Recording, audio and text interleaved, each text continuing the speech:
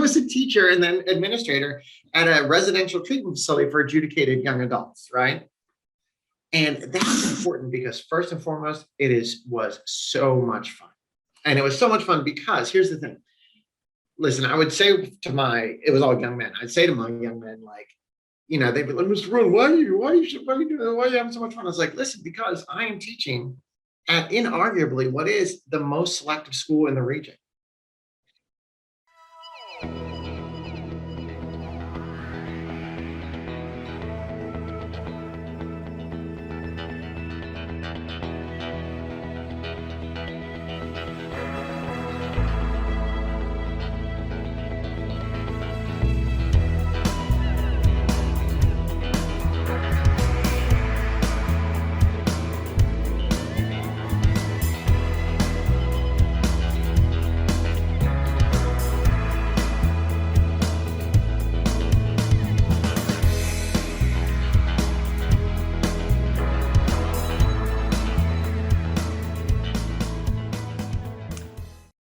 Hey everyone, I am Dr. Kristen Donnelly. I'm one of the good doctors of Abbey Research. And at Abbey Research, we believe that curiosity can change the world because it's the only thing that ever has. The best way that we move forward as humanity is answers to the questions like, what's over that hill? Or what happens if I pull this? Or what if I make this blow up? All of these have moved us forward as humans, and curiosity is as individual as it is global. And this series is in service of that idea. It's called Welcome to My World. And I get the incredible opportunity to talk to people from all over the place about things that they know that if we knew, our human experience would be richer. And today's guest is absolutely no exception. A good friend of mine from a leadership organization that we were part of around 14 lifetimes ago. Dan Rhoton is the executive director of Hopeworks Camden, and we're going to talk a little bit more about what that is, so I don't want to steal that. But even before he was at Hopeworks, he worked as a teacher, a school administrator, an organizational leader. He has been recognized a ton. Dan is essentially a superstar, and I'm so grateful that he gave us our time. But one of the things that I would love for you as you're watching this to really understand is that this is a massive conversation about innovation and taking something that we know doesn't maybe work and asking what if. And that's a lot of what Dan's life kind of is taking something that doesn't work and asking what if, especially for the young people of Camden, New Jersey. So Dan, thank you so much for joining me. Oh, with an intro like that, it is a delight to be here. Absolutely. Oh my gosh, so much fun. I think since the last time we saw each other in person was probably like 2018. So this is, that sounds right. It sounds about right. Yeah.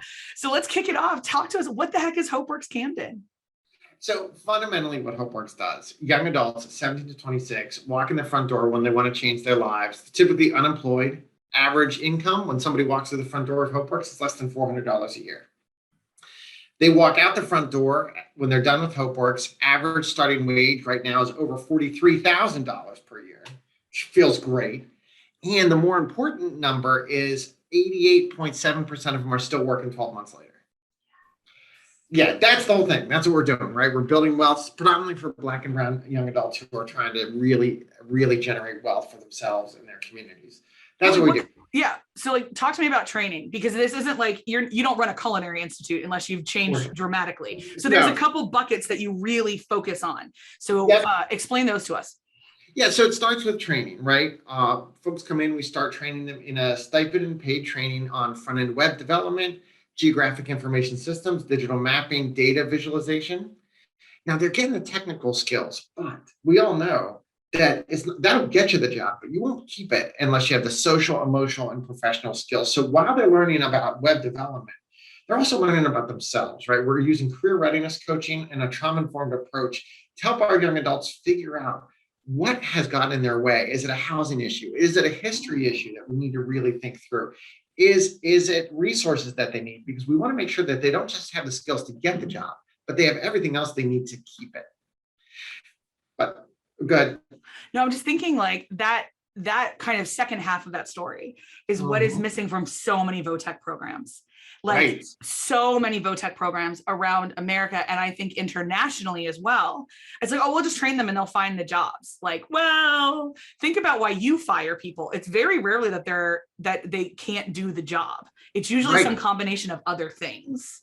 That's it. And that's why what you find, by the way, is traditional VOTEC programs are pretty good at getting jobs, for people who already have jobs.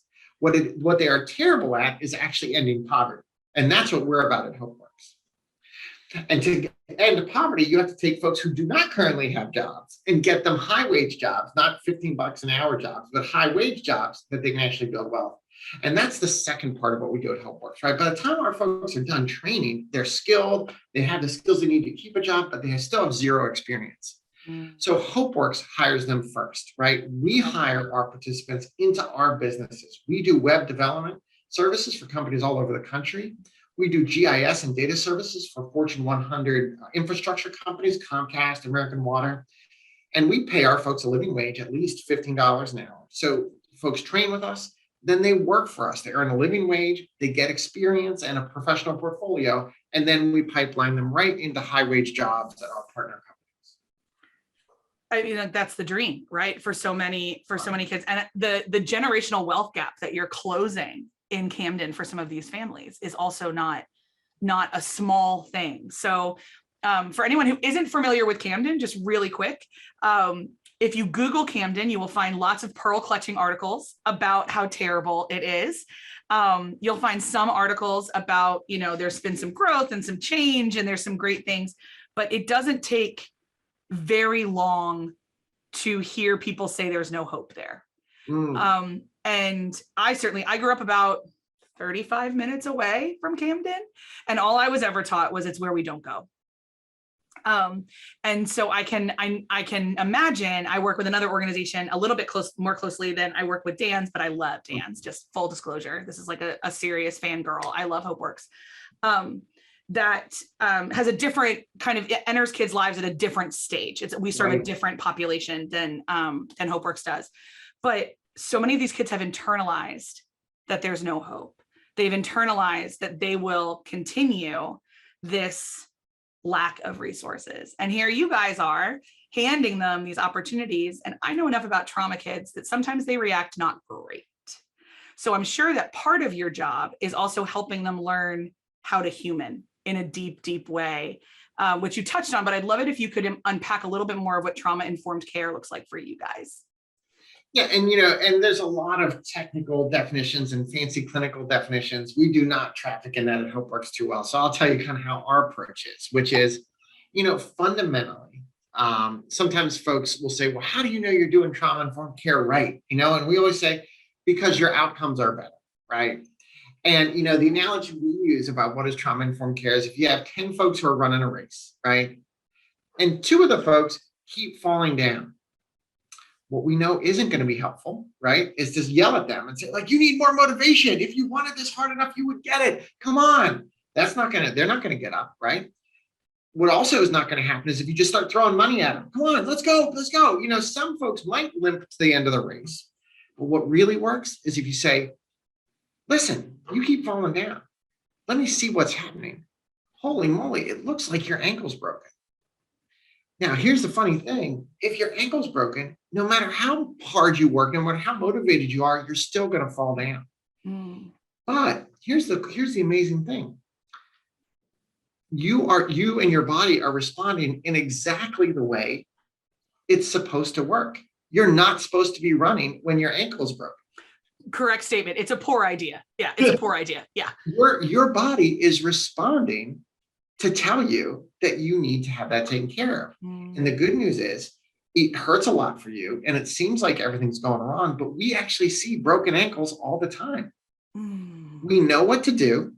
It's going to take some work. It's not always going to feel great. And you're going to have to work hard to get your ankle strong, but just stick with us. You're not a bad person. You're not lazy. You're not doing anything wrong. You've just been hurt. Let's work with you in ways that we know well and are well established. This is no secret mystery. We're going to take you through the process. And at the end, once your ankle is healed, we're going to get you running. And then you're going to move.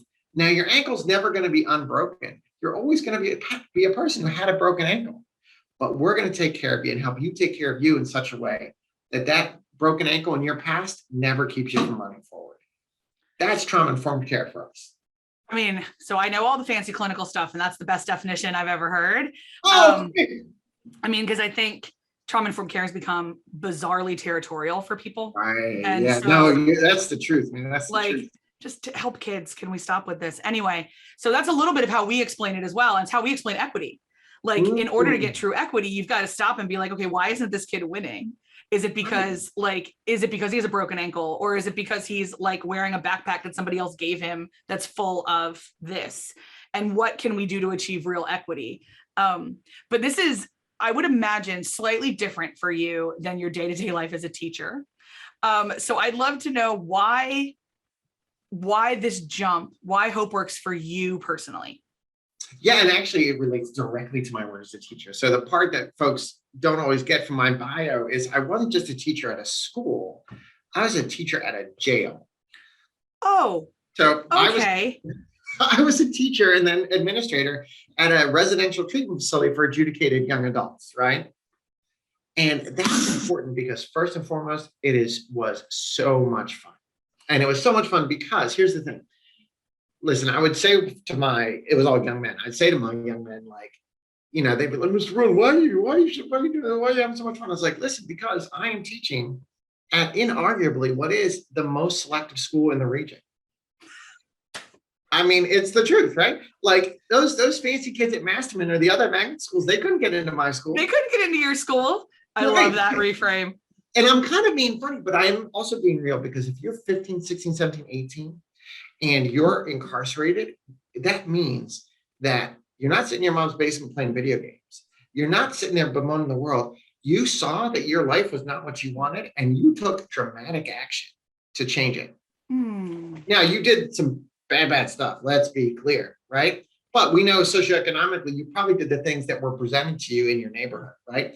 And if I'm 17 years old and I got enough drive, I got enough fire, I got enough ambition to take a risk, literally risk my life out on a corner, doing business and dealing drugs in a way because I'm not happy with where my life is, what my neighborhood is like, and I want to change it. Now hey, those guys did bad things, but I can work with that ambition. I can work with that fire. Yeah, I have a friend who was a drug dealer for most of his college experience, and he didn't end up graduating, and he tells people he was a pharmaceutical entrepreneur. Right, and that's what we have. Like we have young adults who are looking around them, seeing the opportunity to change their life, and they are seizing it with both hands. I can work with that because I just got to take that rocket ship and change the direction, right? I don't have to light the fire. I just got to change the direction.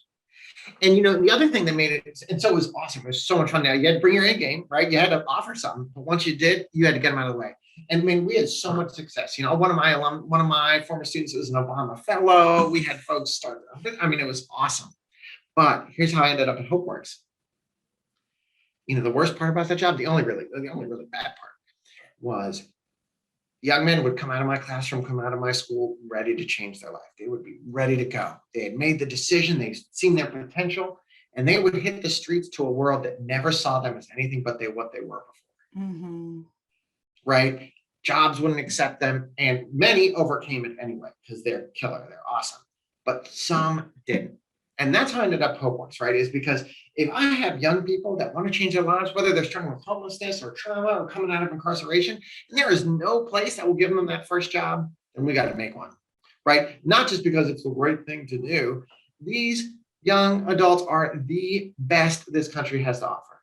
They are the most energetic. They are the strongest. They are the most creative. They are unbound by all these ideas of what success has to be. They're the folks that are remaking this country to be better. And if we leave them on the table, if we leave them on the corner, shame on us, because it's going to destroy us before it, you know. And so I came to Hopeworks to really expand that opportunity, and it's kind of directly from my experience teaching those guys.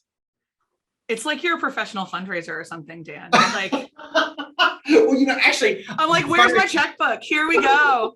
Well, you know, that is the cool thing is like, I don't know how people who fundraise for like museums and things do their job. Yeah. I would suck at that. But like, all I got to do is be like, let me introduce you, like talk about return on friggin' investment, right? Yeah. Like it's killer, right? And so like, and I have to say the other thing is like, my job is so much fun. Like, can you imagine, like some folks have a hard day at work and they have to go home and watch an inspirational movie, right? I'm like the goofy extra in an inspirational movie every day. You know what I mean? So like, of course I got some energy, you know? So, I mean, it's just really fun. Well, I'm sure, I mean, like, but let's call a spade here. Like, there are times that it doesn't work. Hmm. And there are times that like somebody graduates your program and the trauma was too big, or it happened again, or something like that. So I know you have success stories at your call, but I'd love to know what you as an organization kind of do when some of your kids stumble. Yep. And so that's a really good point, because somebody said this something to me. This isn't mine, but it really captures our approach and how hope works.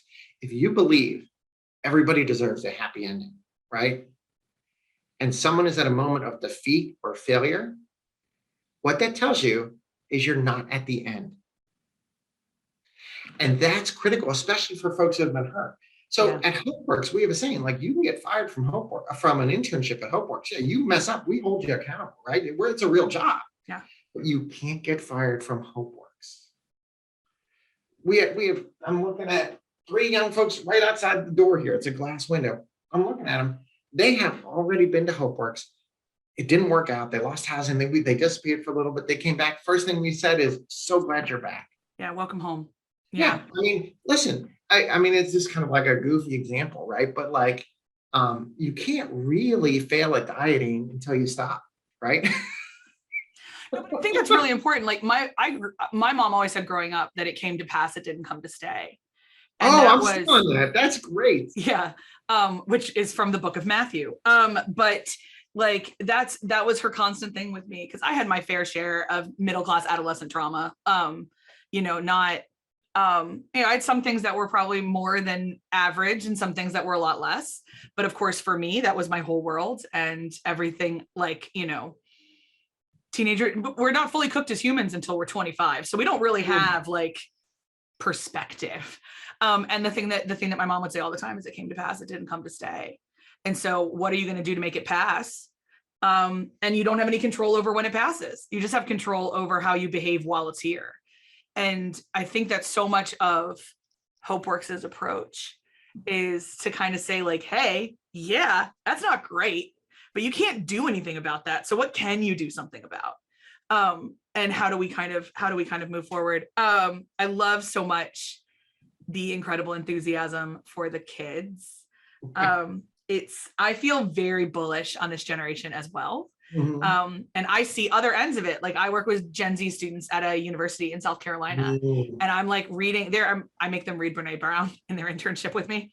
And so I'm watching these 19-year-old kids really wrestle with, what does it mean to be vulnerable? And I'm like, and they're rising to the occasion, and they're rising to the challenge. And I'm just really excited for when I get to work for some of these kids. So I'm sure you feel the same way.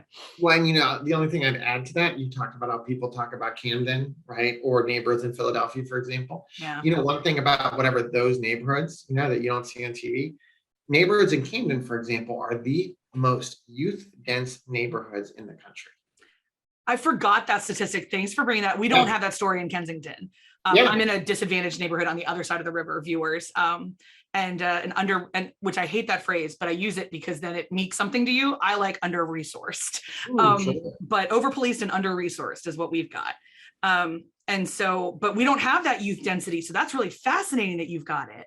Yeah, and especially when companies need workers and we need ideas and we need energy, like neighborhoods in Camden is a great example. I think almost 45% of the population of Camden is under the age of 25. Now, you take that statistic, right, which is who everybody wants to work with, right? You take the fact that it's close to most major transit lines. You take the fact that it's 7 minutes from Philadelphia, 90 minutes from New York, and then you tell me if Camden is a disadvantaged city. I'm going to say it's not. I'm going to say it's got everything you need. And if you're looking for a place to invest, Camden's not a bad bet, right? No, certainly not. And not with some of the nonprofits like you guys hanging out. But it's very and Camden was the seat, like Camden's the national headquarters of Campbell Soup for years. All of the RCA machines that got built in the, if you have an old RCA Victrola, it was built in Camden. Like, it's been around for a minute. And it's got some really big hope, I think, going for it, and not just your organization and the one I get to serve as well. But the young people are, they're not future leaders, they're current ones. Right. And it's really fun to watch you unleash them onto these companies that are willing to take sometimes a little bit of a gamble, to work with younger people. And your kids constantly show them that it isn't a gamble at all. Exactly. So yeah, so it's a really great opportunity. Yeah. Well, I am so incredibly grateful for your time. I have a million more questions, but we'll hit pause here because this is the good soundbite kind of thing, I guess, in a way. But I am always up for talking about youth and Camden and where we go. If you guys are interested in Hopeworks in particular, I will say if you need web designs, hint, hint, nudge, nudge, the Hopeworks kids Awesome. definitely will do you a bigger solid. Like, you don't understand WordPress, good news, these kids do. Right. And so and everything needs to be on WordPress, just so you know. If you have an organization and you need a website, you need Hopeworks. So we'll make sure to get Dan did not ask me to say that. That is me. Just I would know have their if I thought of it. quality. I've worked with them before. So I'll put the links in the show notes for you to get a hold of Hopeworks. If you're in the area and you'd love to kind of connect further, Dan's information is also going to be in the show notes because they are not an organization or a city you want to sleep on, for sure. So Dan, thank you so much for joining me again. Oh, what a joy it was to talk to you, Kristen. As always, no surprise there. So much fun. So I am Dr. Kristen Donnelly. This has been Welcome to My World. If you've loved the video, please hit that thumbs up. The YouTube algorithm is obsessed with it, and therefore I have to be. If you love these kind of conversations, hit subscribe so you don't miss a single one. Welcome to My World comes out every Saturday. And the conversations vary from what does it look like to be Jewish in America to how do you run a dog grooming business during COVID. So it's lots. If you're a curiosity person, we're your one-stop curiosity shop. My guest has been Dan Rhoton, the executive director of Hopeworks Camden, and I will see you next time on the next edition of Welcome to My World. Bye, everybody.